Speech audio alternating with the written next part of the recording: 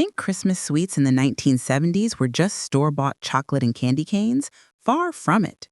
Back then, homemade treats were the star of holiday tables, elegantly displayed in decorative bowls and dishes throughout living rooms across America. This was the season for crafting confections in your own kitchen, long before large candy corporations dominated the market. And while we dive into these nostalgic treats, we'd love to hear from you. Drop a comment below and tell us which city or state you're watching from.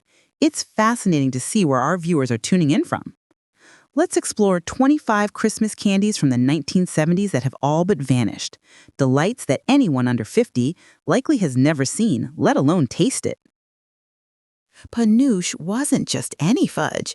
It was a mark of true holiday candy craftsmanship.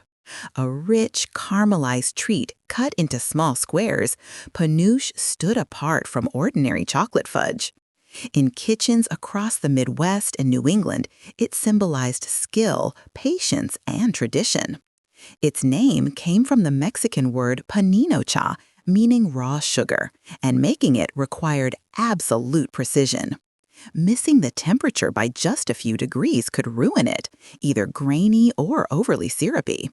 The process involved cooking brown sugar, butter, milk, and salt in a heavy pan until it reached exactly 238 degrees Fahrenheit. After cooling to 110 degrees Fahrenheit without disturbance, it was beaten with a wooden spoon until it lost its glossy sheen. The aroma of deep, molasses-like caramel filled entire homes. The fudge was poured into buttered pans, scored into squares, and topped with a walnut half. Panous often claimed the place of honor at church bake sales and holiday gatherings. Creating perfect panous required an understanding of chemistry, a patient hand, and respect for tradition. Nowadays, few under 50 have even heard of it, a casualty of our era of instant gratification. Divinity, a candy so light it felt borrowed from the sky.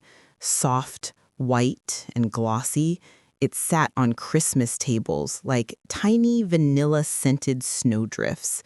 By the 1970s, it had spread far beyond its southern roots, becoming a holiday showpiece across America.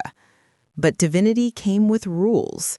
Most famously, never make it on a humid day. Even a little moisture in the air could turn perfect peaks into sticky failure. Skilled cooks watched the weather like scientists. The process demanded teamwork, one person boiling sugar, corn syrup, and water to exactly 260 degrees Fahrenheit, while another whipped egg whites into stiff peaks. Then came the dramatic moment. A thin stream of hot syrup poured into the beating whites, transforming everything into a glossy white cloud. Spoonfuls were dropped quickly onto waxed paper before the candy set. The result was unique. A crisp shell, a chewy whisper beneath, and a melt-away center that made Divinity unforgettable. Bourbon balls were dark, fragrant holiday treats reserved strictly for adults in the 60s and 70s. They appeared only after the kids were tucked into bed, a small, mischievous tradition of the grown-ups. The recipe was simple but bold. Crush a box of vanilla wafers, mix with powdered sugar, cocoa, chopped pecans, corn syrup, and a generous splash of bourbon. The mixture turned into a rich, aromatic dough rolled into small balls and coated in powdered sugar or nuts, then left to rest for a full day. The first bite delivered deep cocoa, crunchy pecans, and a warm bourbon finish. They faded from holiday tables mainly because modern parents worry about alcohol in sweets, even in tiny amounts. Chocolate peppermint creams, a classic holiday treat that proved homemade confections could rival the finest chocolatiers. These candies combined the festive flavors of chocolate and peppermint in one perfectly balanced bite. In the 1970s, ambitious home cooks proudly made them to showcase their skill, gifting them in decorative tins, arranging them on dessert plates at holiday dinners, or packaging them for neighbors and teachers. The process started with a peppermint fondant filling. Powdered sugar, butter, cream, and peppermint extract kneaded into a smooth, firm dough, rolled out and cut into circles or squares, then left to set overnight. The following day, the candies were coated in glossy dark chocolate, sometimes enhanced with a touch of paraffin wax for extra shine. Each cream center was carefully dipped, excess chocolate allowed to drip, then set on waxed paper. The finished result, a dark chocolate shell encasing a cool, minty interior, elegant, festive, and utterly indulgent. Peanut brittle, thin golden sheets of candy studded with roasted peanuts that announced themselves with a satisfying crack even before you tasted them. Sweet, salty, and delightfully crunchy, peanut brittle was a staple in 1970s American homes. Every family had its champion recipe, with debates over raw versus roasted peanuts, butter versus margarine, light versus dark corn syrup. Southern grandmothers especially guarded their techniques like family secrets. The process was fast and precise. Sugar, corn syrup, water, and salt were boiled to the hard crack stage, then stirred with peanuts and butter. A touch of baking soda created a foamy reaction, making the brittle light and porous. Poured quickly onto a buttered slab and spread thin, it set like glass. Breaking it into shards produced that signature crack, each piece delivering caramelized sugar sweetness, roasted peanut crunch, and a hint of bitterness. Opera creams, elegant candies with pale pink, yellow, and white fondant centers enrobed in glossy chocolate. These treats were the holiday treasures from local confectioners, not something you made at home. Each Christmas, carefully packed in decorative boxes, they signaled sophistication and good taste. Opera creams embodied a refined 1970s holiday elegance. Traditional flavors included vanilla, strawberry, lemon, maple, and occasionally cherry or orange. Every piece was perfectly uniform, dipped by hand in chocolate, sometimes adorned with a candied violet or a delicate piped decoration. The chocolate shell yielded to creamy fondant that melted instantly on the tongue, smooth, sweet, and intensely flavorful without any graininess or artificial taste. These candies symbolized middle-class holiday etiquette. They were purchased as gifts for teachers, bosses, or important guests, usually presented in gold boxes with ribbons. Today, opera creams have almost vanished, along with the small candy shops that produce them, replaced by mass-produced truffles that lack their delicate refinement. Coconut bonbons were small, snowy candy balls made from sweetened coconut and condensed milk. Simple, festive, and famously kid-friendly. In the 1970s, these candies showed up everywhere: church bazaars, school bake sales, and neighborhood Christmas exchanges. They looked impressive despite requiring almost no effort and only a few basic ingredients. Mothers often prepared them with their children, using the recipe as an easy introduction to holiday candy making. You mixed sweetened flaked coconut with condensed milk, added a bit of vanilla or almond extract, and worked the mixture into a sticky, fragrant dough. Rolled into 1-inch balls and dusted generously with powdered sugar, they resembled tiny snowballs lined up on waxed paper. Some families added a maraschino cherry to the center for a surprise. Others dipped the bonbons in melted chocolate for a richer version. The texture was soft and chewy, intensely coconut, and sweet enough to feel nostalgic for anyone who grew up eating them. They were a perfect example of how simple ingredients, handled with care, could become a cherished holiday treat. Chocolate fudge. Decadent, dense, and irresistibly smooth, chocolate fudge was the crown jewel of every 1970s holiday candy plate. More than just a treat, it was a cherished family ritual, with each grandmother swearing her recipe was unmatched. Fudge making in the 70s was as serious as trimming the Christmas tree. Women would gather in kitchens, exchanging tips, debating whether evaporated milk or heavy cream yielded the creamiest texture, and discussing the merits of marshmallow cream versus classic techniques. Perfect fudge gleamed with a glossy finish cut into flawless squares and melted luxuriously on the tongue without a trace of graininess. The traditional process demanded patience and attention.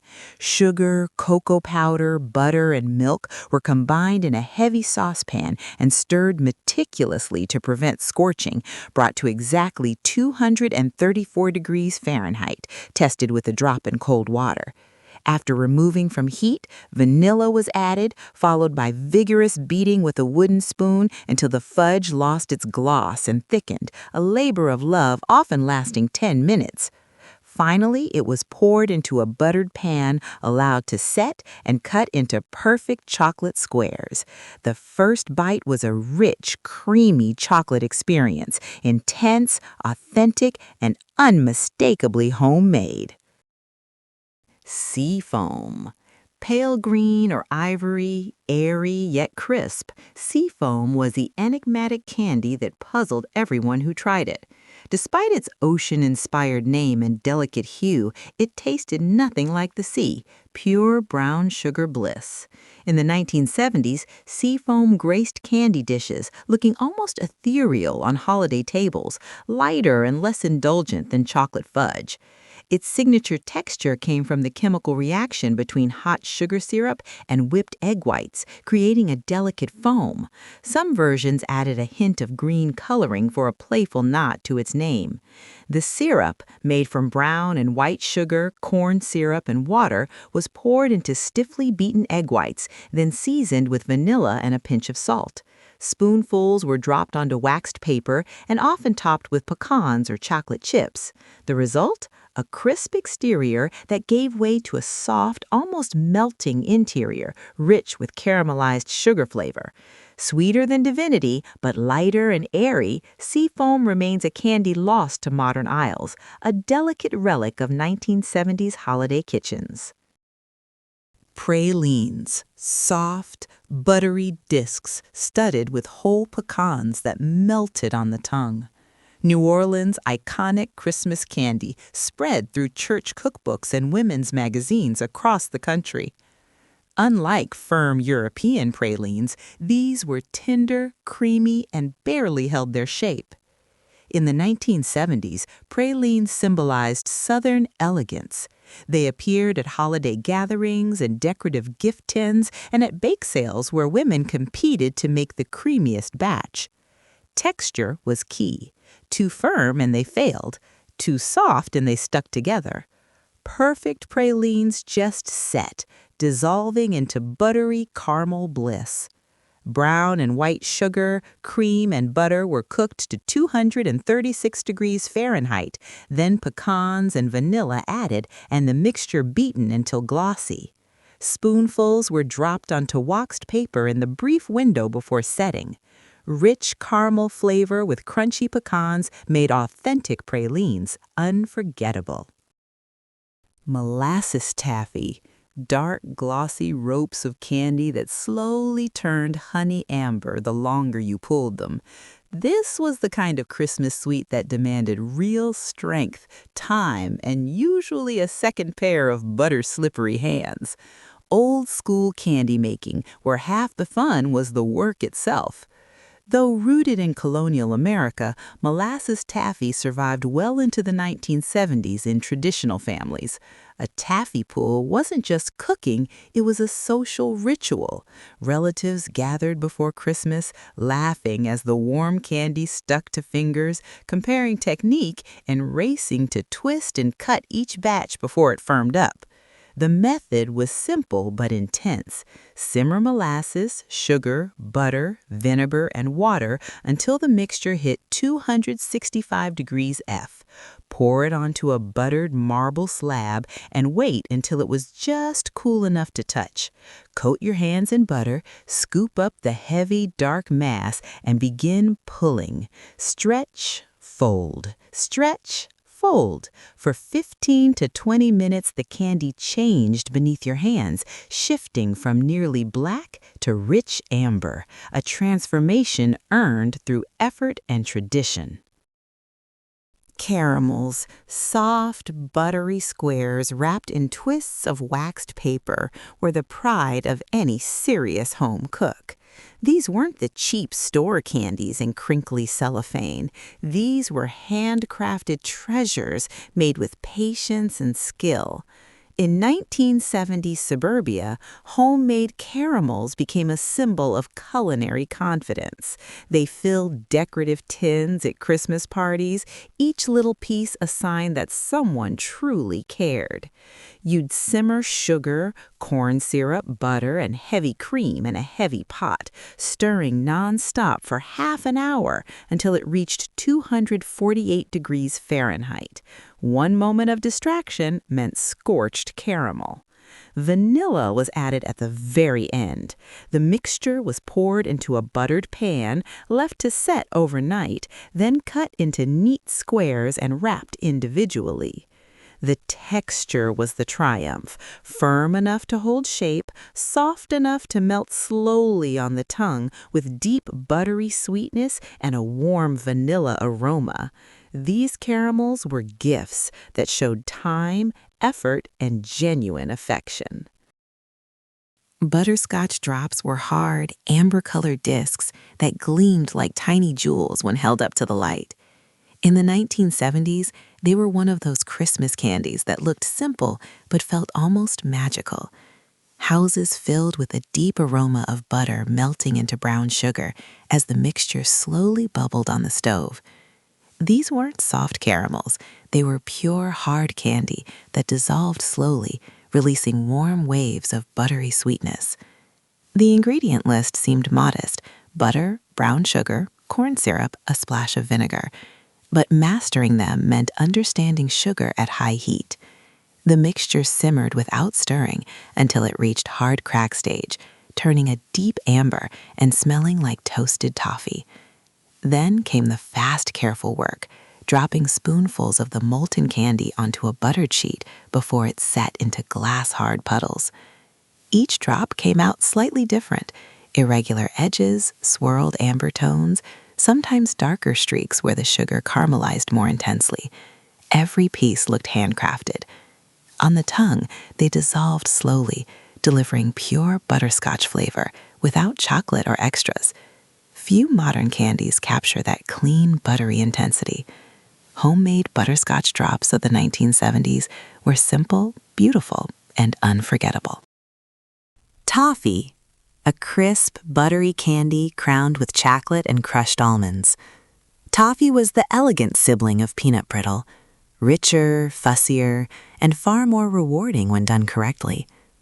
In the 1970s, it was often called English toffee, a treat associated with polished toasting and special occasion tins lined with wax paper. The shards looked rugged, but the flavor was anything but simple. The process demanded attention. Butter and sugar slowly cooked together, shifting from golden to a deep amber glow. One wrong move and the mixture could split, so cooks stirred constantly to keep it smooth. Heated to 300 degrees Fahrenheit, mixed with toasted almonds, then poured onto a greased sheet pan. While still warm, a layer of melted chocolate was spread over the surface and dusted with more almonds. After cooling, it snapped into jagged pieces, loud, brittle, satisfying. The flavor was layered: smoky, caramelized butter, slightly bitter chocolate, and the warm crunch of almonds. This wasn't children's candy. It was a holiday indulgence for adults who appreciated depth, texture, and craftsmanship. Nougat, a soft, snowy candy packed with pistachios, almonds, and jewel-bright candy cherries. In the 1970s, homemade nougat was a badge of honor, attempted only by the most devoted holiday candy makers. This was the luxurious center of fancy candy bars, but made at home, it tasted far richer and fresher. Creating it required precision. 2 sugar syrups heated to different temperatures, whipped egg whites, warm honey, plus constant mixing. One mistake, and the texture failed. After adding vanilla, butter, and a mix of toasted nuts and fruit, the warm mass had only a short window before it stiffened. Cooks had to move fast, pressing it into pans lined with delicate rice paper.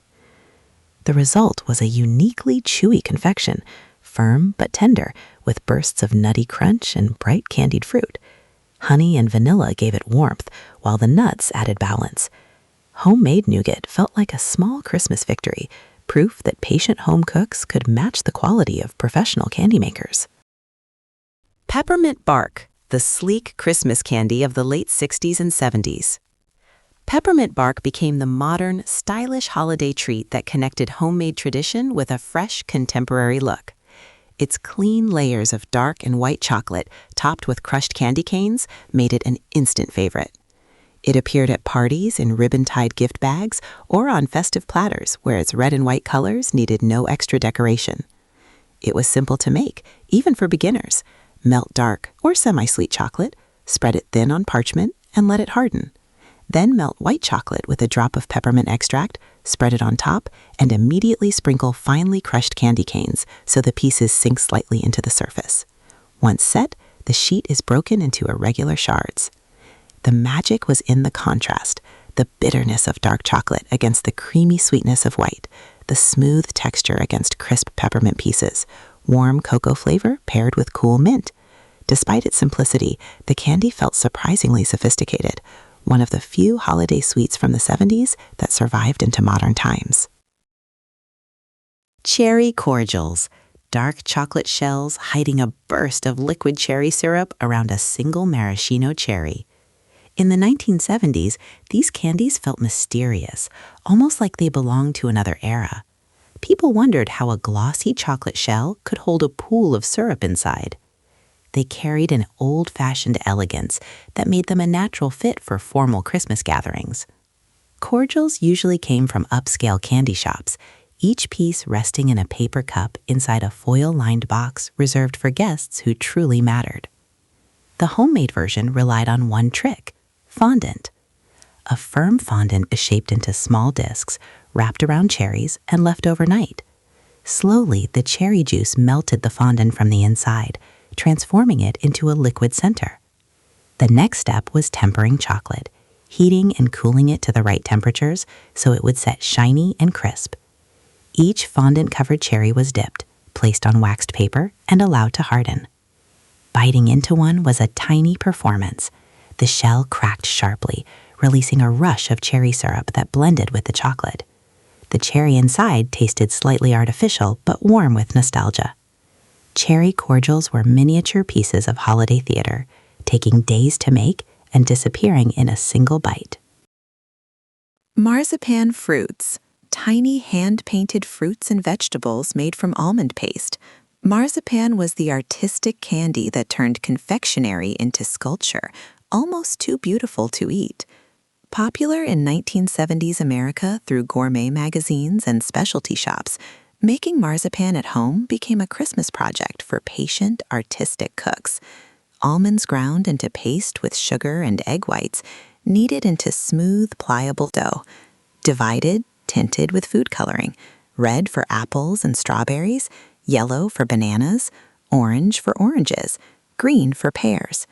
Hand-shaped into realistic fruit forms, stems from cloves, details added with toothpicks and brushes. The flavor was intensely almond, sweet, slightly bitter, melting slowly. Eating marzipan fruits felt like destroying art, showing a time when food presentation, beauty, and taste mattered.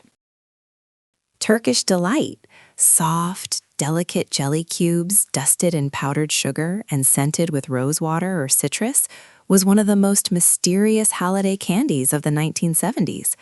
Most Americans had heard of it thanks to the Chronicles of Narnia, yet few had ever actually tasted it.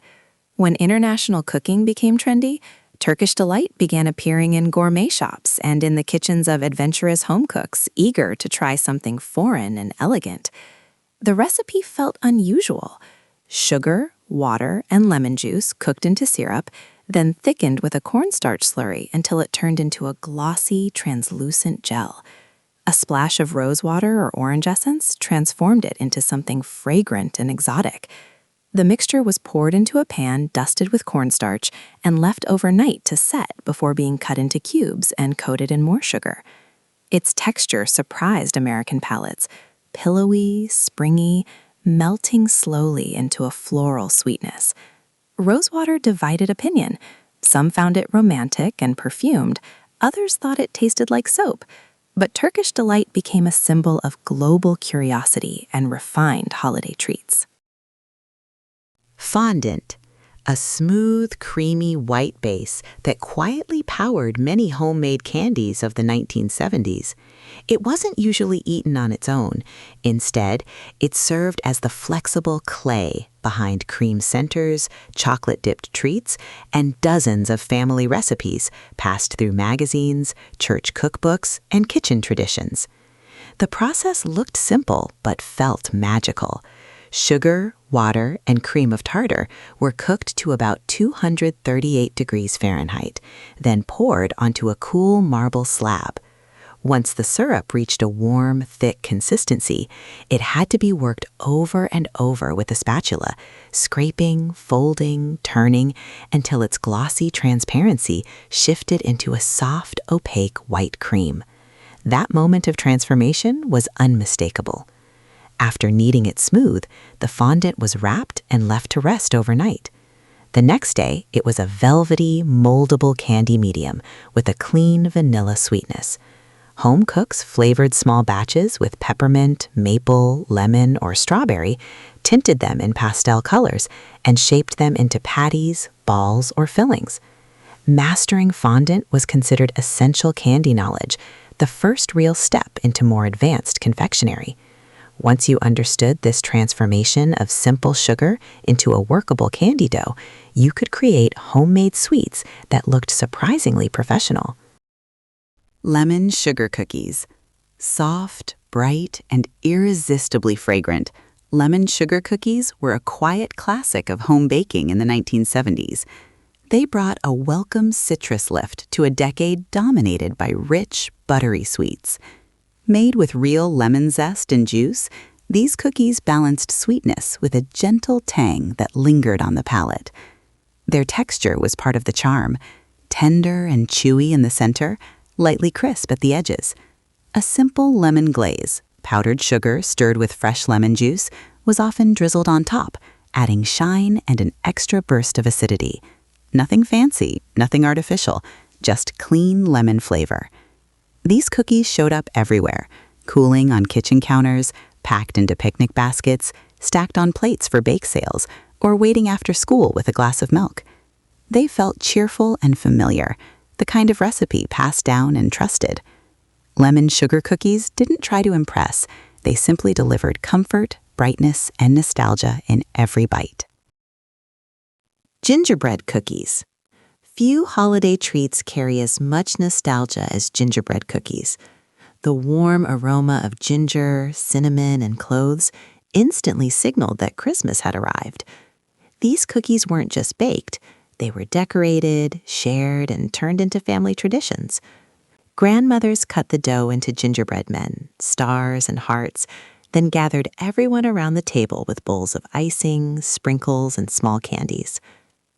Gingerbread's roots stretch far back, with early spiced breads appearing in ancient civilizations, but it was medieval Europe that shaped the gingerbread we recognize today. By the 16th century, it had become a festive symbol, especially during winter celebrations. What made homemade gingerbread special was the balance: warmly spiced, gently sweet, and sturdy enough for decorating. Each cookie became personal, imperfect, and joyful, a simple ritual that marked the true beginning of the Christmas season. Hermit cookies. Not every Christmas cookie needed frosting or decoration. Hermit cookies were quiet, dark, and deeply comforting. Dense, spiced, filled with raisins, dates, and chopped nuts, they felt heavy in the hand and warming from the very first bite. These were cookies made for winter afternoons and kitchens filled with steam and low conversation. In the 1970s, Hermit cookies appeared on holiday tables beside coffee cups and handwritten recipe cards. Cinnamon, nutmeg, and cloves filled the air while the dough rested on worn countertops. They weren't flashy, but they lasted. They traveled well and waited patiently in tins for visiting family. Grandmothers loved them for their practicality. No icing, no fragile decorations, just honest ingredients mixed slowly and baked until firm and fragrant. Hermit cookies tasted like tradition itself, chewy, spiced, quietly sweet. A reminder that Christmas wasn't always about sparkle. Sometimes it was about warmth, patience, and something homemade waiting for you at the end of the day. Molasses cookies are a cozy classic, tender and chewy, with a deep, slightly smoky sweetness that molasses brings. Warm spices like ginger, cinnamon, and cloves perfume the kitchen as they bake, making the whole house feel welcoming. A light roll in sugar gives the exterior a faint crunch and sparkly finish, while the center stays soft and melt in your mouth. These treats carry a comforting, nostalgic quality, the kind of homemade pleasure Grandma would tuck into holiday tins and share with a smile. Ladyfingers, also called sardi in Italy, are delicate, airy cookies that have delighted European palates for centuries. First crafted in the 15th century for the Savoy royal court, they have since found their way into countless desserts, from tiramisu to trifle. Baked to a crisp, these cookies transform into a soft, sponge-like texture when combined with creams or liquids, making them perfect for soaking up flavors. Grandma often served them with tea or incorporated them into inventive layered desserts, demonstrating her love for baking. Though they appear elegant, ladyfingers are surprisingly simple to prepare, and their adaptability has made them a beloved choice for bakers of all levels. Light, versatile, and subtly sweet, they prove that sophistication can be effortless.